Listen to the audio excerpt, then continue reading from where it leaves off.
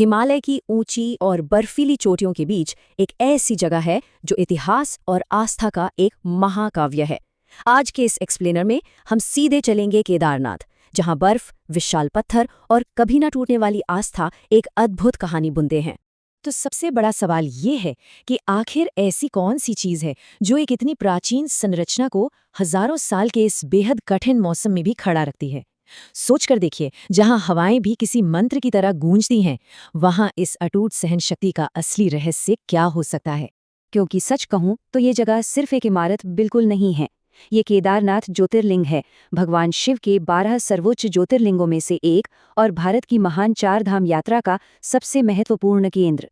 ये आध्यात्मिक भक्ति का सबसे ऊंचा शिखर है। चलिए, सबसे पहले इसकी पौराणिक शुरुआत पर नजर डालते हैं। इस मंदिर के गहरे आधार को समझने के लिए हमारी ये कहानी शुरू होती है महाभारत के उस महान महाकाव्य से। कुरुक्षेत्र युद्ध के भयंकर विनाश के बाद पांडव अपने पापों से मुक्ति पाने के लिए बिल्कुल हताश थे। उन्होंने भगवान शिव की खोज शुरू की, पर शिव उनसे बेहद क्रोधित थे और इसीलिए वो हिमालय के इन्हीं पहाड़ों में एक विशाल बैल के रूप में छिप गए। लेकिन जब भीम ने उन्हें पहचान लिया तो वो धरती में समाने लगे और उनका पीठ का हिस्सा यानी कुबड़ इस केदारनाथ की जगह पे प्रकट हुआ। और इस दिव्य घटना के तुरंत बाद पांडवों ने इस मूल पौराणिक मंदिर का निर्माण किया। बैल के बाकी अंग हिमालय के अलग अलग पवित्र स्थानों पर प्रकट हुए और आज इन्हीं सभी स्थानों को मिलाकर हम पंच केदार के नाम से जानते हैं। अब यहाँ सबसे दिलचस्प बात यह है कि ये पौराणिक कथाएं और इस जगह का प्रमाणित स्थापत्य इतिहास दोनों बिल्कुल अलग हैं। एक तरफ ये सदियों पुरानी और गहरी कथाएं हैं, तो दूसरी तरफ है वास्तुकला यानी आर्किटेक्चर का ठोस और हैरान करने वाला प्रमाण। तो मिथकों से थोड़ा आगे बढ़ते हैं और इसकी ऐतिहासिक वास्तविकता को देखते हैं। इसके निर्माण की सटीक तारीख आज भी एक रहस्य बनी हुई है, लेकिन ये बात बिल्कुल तय है कि ये प्राचीन काल से ही हिमालय में शिव उपासना का एक बहुत ही प्रमुख केंद्र रहा है। इतिहासकारों की माने तो इस वर्तमान मंदिर का जो मूल ढांचा है वो प्रारंभिक मध्यकाल में बनाया गया था। जरा सोचकर देखिए, इसमें बेहद विशाल पत्थरों का उपयोग हुआ है।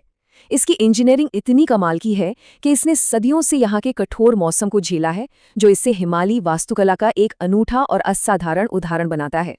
और ये मध्य युग की संरचना 8वीं शताब्दी आते आते अपने बिल्कुल शिखर पर पहुंच गई। ये वो समय था जब आदि शंकराचार्य जी ने सनातन परंपरा को पुनर्जीवित किया और इस छोटी सी जगह को एक विशाल अखिल भारतीय तीर्थ यात्रा केंद्र में बदल कर रख दिया।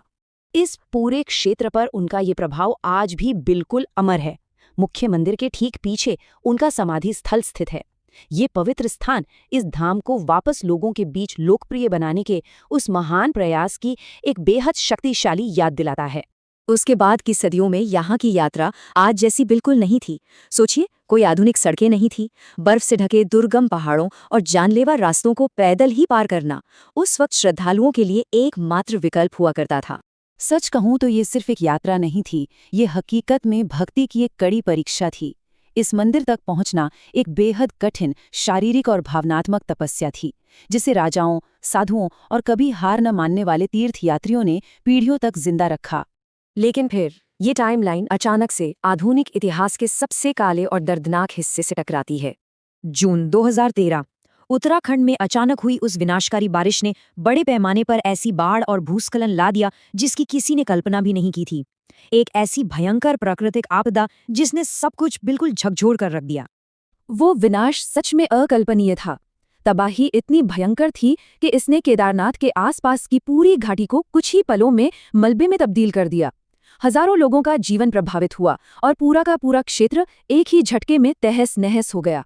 पर उस भारी अराजकता और तेजी से बहते हुए बाढ़ के पानी के बीच एक ऐसा चमत्कारिक दृश्य दिखा जिसने पूरे देश को स्तब्ध कर दिया। पता है वो क्या था? मंदिर खड़ा था। जी हाँ, इतनी बड़ी और प्रलयकारी आपदा भी उस प्राचीन संरचना का बाल भी बांका नहीं कर पाई।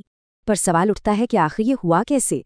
ये प्रकृति का एक चमत्कार ही था जिसे हम द गार्डियन बोल्डर यानी एक रक्षक चट्टान कहते हैं। हुआ ये कि पानी के साथ बहकर आई एक विशाल चट्टान ठीक मंदिर के पीछे आकर अटक गई और उसने उस विनाशकारी बाढ़ के पानी को मंदिर के दोनों तरफ से बांट दिया। इस तबाही के बाद शुरू होता है इस जगह का पुनर्जन्म। आइए देखते हैं कि कैसे एक बहुत बड़े पुनर्निर्माण अभियान ने इस पवित्र स्थान को फिर से खड़ा किया और आधुनिक केदारनाथ की नींव रखी। आज के समय में अगर देखें तो यहाँ के रास्ते पहले से कहीं अधिक सुरक्षित और आसान हो गए हैं। नए रास्ते, सेफ्टी के बेहतर इंतजाम और नई सुविधाओं ने इस यात्रा को थोड़ा और संभव बना दिया है। फिर भी ध्यान देने वाली बात यह है कि इन सभी आधुनिक बदलावों और बेहतर सुविधाओं के बावजूद एक चीज जो बिल्कुल नहीं बदली है, वो है इसकी अटूट आध्यात्मिक शक्ति। मंदिर की वो कच्ची और गहरी आध्यात्मिक ऊर्जा आज भी उतनी ही असली और अछूती है।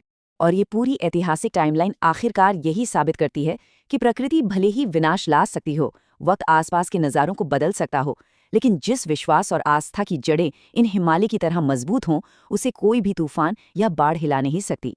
तो जैसे ही हर हर महादेव की वो शाश्वत गूंज इन वादियों में सुनाई देती है, तो एक बड़ा सवाल जरूर उठता है। क्या जीवन के सबसे अंतिम सत्य तक पहुंचने के लिए हमेशा सबसे कठिन पहाड़ों को पार करना ही पड़ता है?